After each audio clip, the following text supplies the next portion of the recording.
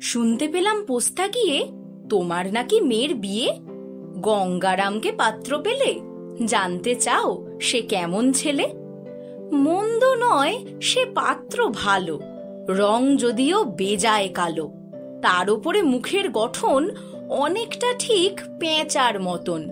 বিদ্যে বুদ্ধি বলছি মশাই, ধন্যী ছেলের অধ্যাবসায়। 19টি বার ম্যাট্রিক এসে ঘায়েল হয়ে থামল শেষে।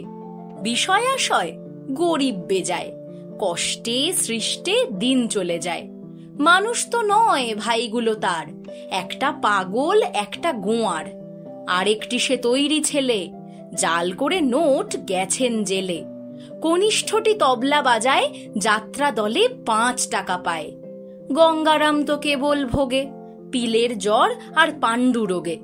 কিন্তু তারা উচ্চ ঘর, কংস রাজের বংশধর। শ্যামলাহিরি বনগ্রামের কি যেন হয় গঙ্গারামের।